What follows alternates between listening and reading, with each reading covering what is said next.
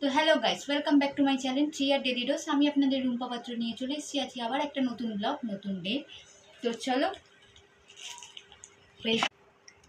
Welcome আমার দুনিয়ায়। তো আজকে সানডে, যেহেতু তোমরা দেখতেই পেয়েছিলে যে এই বৃহস্পতিবার আমার বর ছিল, তার জন্য নিরামিষ হয়নি, আমিষ হয়েছে।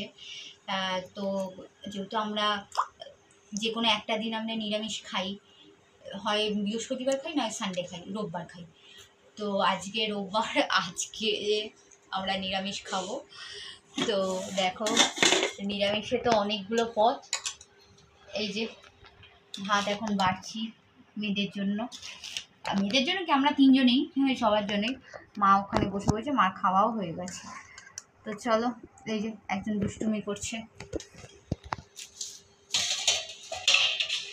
আচ্ছা তোমরা বলো তো, যে কি করলে বাচ্চা মুখে খাবার রাখবে না, মুখটা চালাবে? আজকে এই 7 বছর বয়স হলো, আমি এত কিছু করে আসছি, তাও এই বাচ্চা মুখে রাখাটা যায় না, খাবার একদম খেতে চায় না। আমার বড় মেয়েরও এরকম প্রবলেম ছিল, এরকমই করতো, কিন্তু আমার বড় মেয়ে শুধরে গেছে, কিন্তু আমার ছোটো মেয়েটা আর শুধরোয় না। আমি আর পারছি না, নাজেহাল করে দিচ্ছে শুধু। মানে তোমাদের তো আমি কতটা কি দেখাতে পারছি, তোমরা কতটা কি দেখছো, ভাবছো যে হ্যাঁ শান্ত বাচ্চা, কি শুধু বলে, কিন্তু চেহারা দেখে তো বুঝতে পারছো যে একদমই খায় না। আশেপাশের থেকে আমাদের ভাড়াটিয়ারা সবাই ডাক নেয় যে কী রে, তোর মা তোকে এত খাওয়া দাওয়া করায়, তা সত্ত্বেও এত কিছু করে, খাস না কেন খাবারগুলোকে? খেয়ে ওরাই আবার বলবে যে কী রে, খাবার ফেলছে রুম্পা, খাবার ফেলছে রুম্পা, তোর মেয়ে খাবার ফেলছে, ওরে সব ডাক নেবে। কি বলবো বলো, কি বলবো? খাইয়ে দিলেও 3 ঘন্টার ওপরে, 3 ঘন্টা, 3 থেকে 4 ঘন্টা, তার ওপরে কিছু বলার নেই আমার। জাস্ট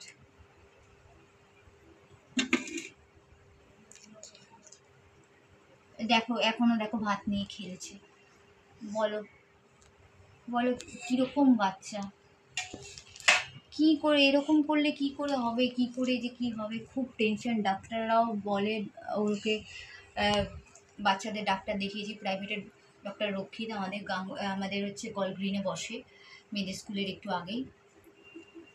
সব সময় বলে যাচ্ছে এটা ওটা, ভিটামিন দিচ্ছে, খিদে পায় না, খিদে পায় না। প্লিজ তোমরা যদি কেউ কোনো সাজেশন দেয় যে একটা বাচ্চা কী করে খিদে পাবে। না খাইয়েও অনেকবার পানিশমেন্ট দিয়েছি, তাতেও বলে না যে মামা আমার খিদে পেয়েছে, খিদেটাই পায় না, শুধু চকলেটের ভুকাও, চকলেট। কি বলো, তোমরা যদি সত্যি কেউ জানা থাকে, কারো যদি এরকম টেকনিক থাকে যে না খিদে চলে আসে এটা বলে, প্লিজ আমাকে বলো, আমি সেটাই করব। মানে এরপর অসুস্থ হয়ে পড়বে। তো চলো, অনেক বকে নিয়েছি, তোমাদেরও বোর করে দিয়েছি। তো চলো, আজকে নিরামিষ সেহেতু দেখো ভাত, এই যে বেগুন ভাজা, এটা হচ্ছে সজনা ডাঁটা দিয়ে আর তিতা দিয়ে ডাল করেছি, মটর ডাল, খুব ভালো লাগে যেহেতু মটর ডাল, তাই একটু গাঢ় গাঢ় গাঢ় গাঢ় করেছি, সজনা ডাঁটা দিয়ে তিতা দিয়ে। অনেক দিন ধরে না তিতা দিয়ে ডাল খাওয়া হয়নি, আর সত্যি খুব ভালো লাগে মটর ডাল, দেখবে তিতা দিয়ে খুব ভালো লাগে খেতে। উচ্ছে দিয়ে সজনা ডাঁটা দিয়ে ডালটা করেছি, আর একদম গাঢ় গাঢ় করে করেছি মটর ডালটা। আমার বড় মেয়ে ডাঁটা চাবাতে খুব পছন্দ করে, কিছু খাক চাই না খাক, এ আবার ডাঁটা ঠাটা চাবাবে, সেটা আবার আমার ছোটো মেয়ে করে না। আর এই যে আলু পটল পোস্ত করেছি নারকেল দিয়ে, দেখো, ব্যাস। বেগুন ভাজা, এই তিতার ডাল, বেগুন ভাজা, এই আলু পটল পোস্ত, ব্যাস এই হচ্ছে আজকের খাবার মেনু আমাদের। আর আচার তো আছেই, একটু খাওয়ার পর একটু আমার হাতে বানানো আচার। ও হ্যাঁ, তোমাদের যদি কারো আচারের রেসিপি দরকার হয় বলো।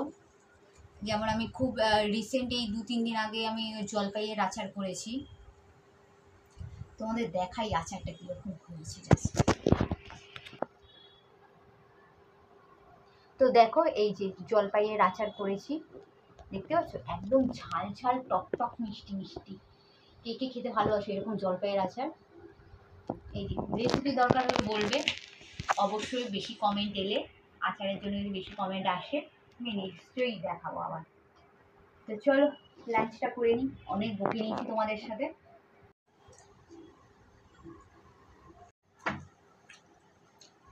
হ্যাঁ, সন্ধ্যার ইভিনিং এর আজকে স্ন্যাক্স দেখাইনি। আজকে ইভিনিং এ মেয়েদের একটু গরম দুধ থেকে দিয়েছিলাম, আর একটু চাট করে দিয়েছিলাম, একটু হেলদি চাট করে দিয়েছিলাম। সেটা হচ্ছে রাজমা চাট। একটু রাজমা একটু সিদ্ধ করে ম্যাশ করে ওর মধ্যে চাট মশলা, বিট নুন, তারপরে গোলমরিচের গুঁড়ো, একটু শশা কেটে দিয়ে দিয়েছিলাম। প্রচণ্ড হেলদি। যারা আমার ভিডিওটা দেখছো, তোমাদের বাচ্চাদেরও তোমরা খাওয়াতে পারো, বাচ্চা বলো মানে বড়রা বলো, খেতে পারো, প্রচণ্ড ভালো লাগে।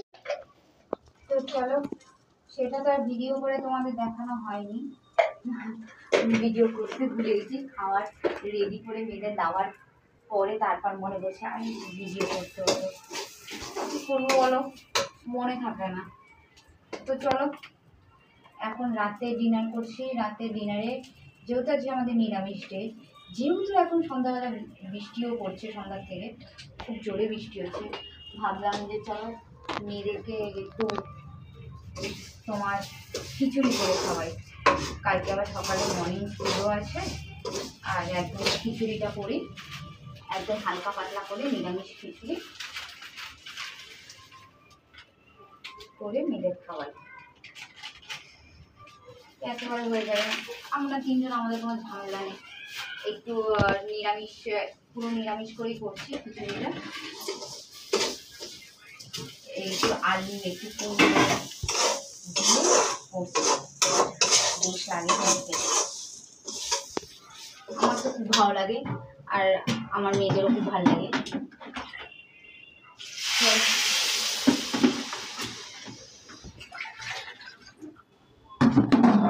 চলো, এই দেখো খিচুড়ি হয়ে গেছে, গোবিন্দভোগের চাল দিয়ে, মুগ ডাল দিয়ে করেছি, একটু আলু আর একটু কুমড়ো দিয়েছি, বেশ সুন্দর একদম নিরামিষ খিচুড়ি।